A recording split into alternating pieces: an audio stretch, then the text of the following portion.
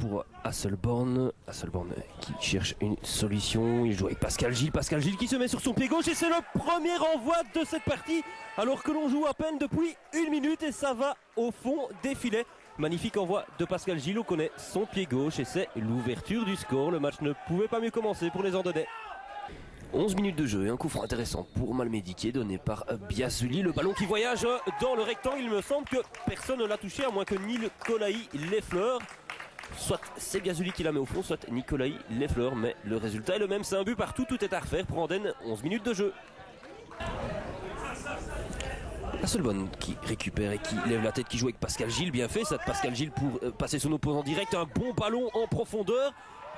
Et c'est un penalty, et oui, penalty indiscutable avec cette faute sur Capras qui avait bien perforé cette défense de Malmedy. Et bien voilà, 16 minutes de jeu et l'occasion pour Andenne de reprendre l'avantage.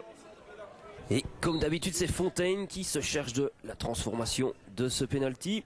Et voilà un boulet de canon, comme à son habitude, 2-1. Andenne reprend l'avantage dans une partie animée, une partie plaisante jusqu'à présent. On joue depuis 18 minutes et c'est 2-1. Allez, 24 minutes de jeu, coup de coin donné par Castillo et la reprise de la tête et ça va au fond. Reprise de la tête de Blaise. Et bien, décidément, chaque attaque finalement se transforme en but quasiment, 2 buts partout, 24 minutes de jeu, un match déjà complètement fou. On est rentré dans les derniers instants de cette première mi-temps, sans doute. Dernière entrée pour Hasselborn, une première mi-temps qui aura surtout valu pour ces 25 premières minutes de très bonne facture. Ensuite, il ne s'est plus passé grand-chose. Score à la mi-temps, Andenne Malmedy, 2 buts partout. Offerman qui revient en arrière. C'est un bon ballon là pour Offerman qui centre en un temps. Tout le monde passe devant, mais finalement, c'est tout de même poussé au fond des filets par Gdowski.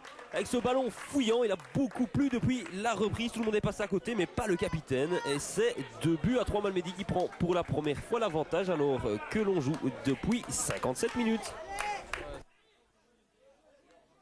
Pascal Gilles qui joue en profondeur vers Wilmé et ça cafouille un petit peu. Récupération de Kim Laurent, c'est pas trop bien ce qu'il se passe. Le gardien qui est sorti, un défenseur qui est intervenu et finalement le gardien en 2 temps qui intervient.